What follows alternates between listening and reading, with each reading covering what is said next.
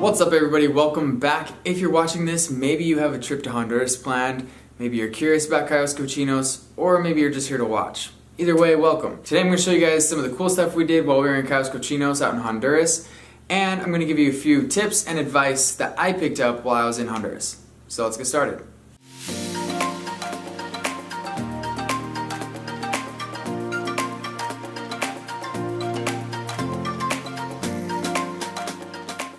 So my friend Tyler and I spent about 3 days in Cayos Cochinos. We flew into San Pedro Sula where we caught a bus down to La Ceiba.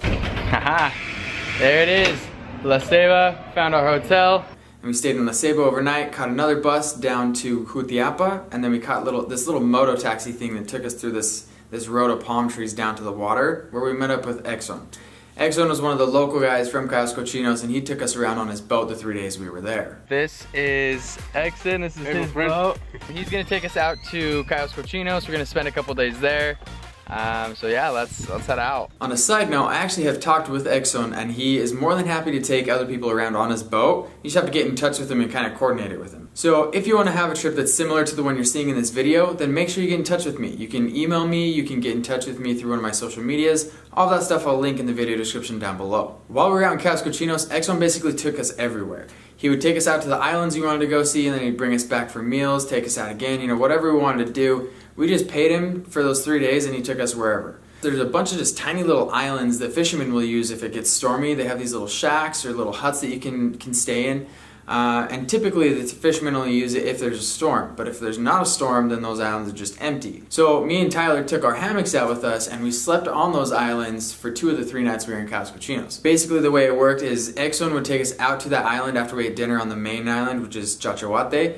And he would drop us off, we'd stay the night, and he'd pick us up the next morning and bring us back for breakfast. So here's a couple shots from those islands that we stayed on.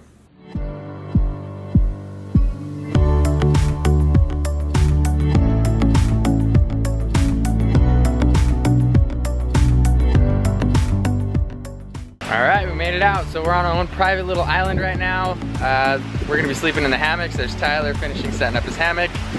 This is the hut we were staying in. Got a few really small ones over there, a little bit more normal sized one down there on the end, kind of like ours, and then another little small one down on the end there.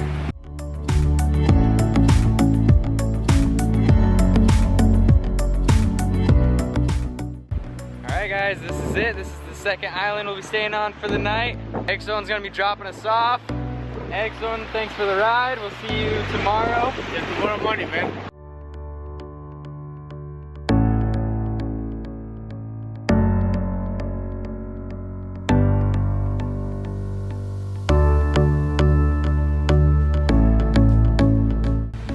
Got the trees there, caught the sun coming up. There's our little shanty hut. A few more trees, and then just beach. Beautiful out here. Sleeping on the islands was a super unique experience, but at the same time it is pretty raw.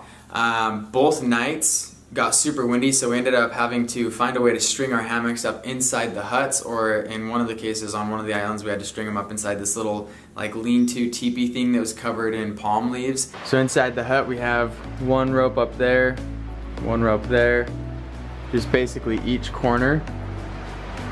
And then we strung Tyler's up a little bit taller. He's not really asleep, he's faking it.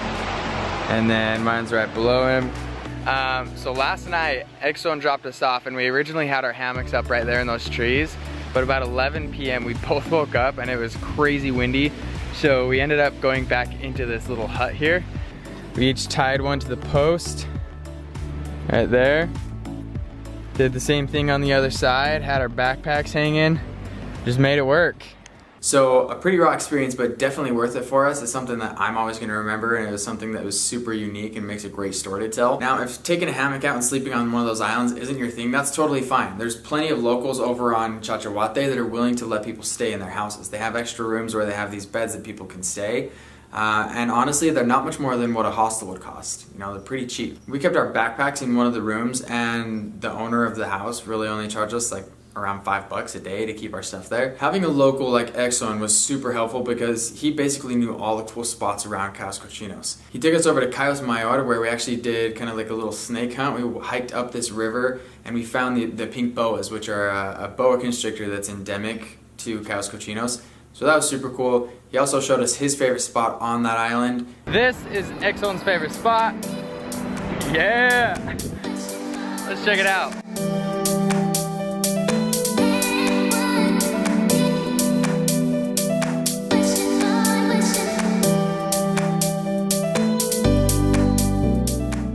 And then he took us into a really cool bay where we were able to do some snorkeling.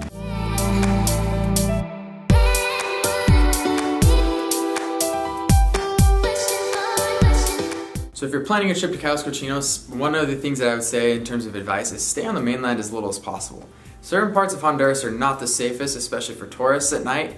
And so we only spent one night on the mainland before we went to meet up with Exxon. Basically all we did is we went out, got some dinner, and then just went back to our hotel room, and we stayed there the rest of the night. But we didn't really mind it anyway because we had to wake up early to meet up with Exxon the next day. Also, make sure if you are going to go to Cayos Cochinos, you research it before and you know where you want to go. It's always helpful to know exactly where you want to go and the things you want to see before you go on a trip. We had a plan. We kind of had an idea of the things we wanted to see, things we wanted to do, and then Exxon was able to just add to the whole experience, and he made it super easy. If you are going to be staying on Chachahuate with the locals or sleeping in hammocks on the islands, you got to be ready to live a little bit raw. We didn't have really access to fresh water for about 3 days. We didn't shower for 3 days. We basically were just jumping in and out of the ocean. And I understand that's not for everyone, and so just be prepared. If you're going to go to Cayos Cochinos and you want to stay there with some of the locals, that may be something that you have to get used to or be willing to deal with. I think some of the locals do have showers. It's basically a bucket that they just dump overhead, but we didn't use them. The only thing we used the locals' homes for was to keep our stuff in one of the rooms. Other than that, we were bouncing around to different islands. Finally, make sure you take plenty of pictures because it is a one-of-a-kind experience. It's something that you're always going to remember, especially if you go out and sleep in hammocks on these private islands. It's really cool, so make sure you're taking plenty of pictures and having a good time so you can remember those experiences later on. Thanks a ton for watching, guys. If you enjoyed the video, make sure you give it a thumbs up and hit that subscribe button if you haven't already. And like I said, if you want Exxon's info, make sure you get in touch with me and I'll put you guys in touch with him. We'll see you around.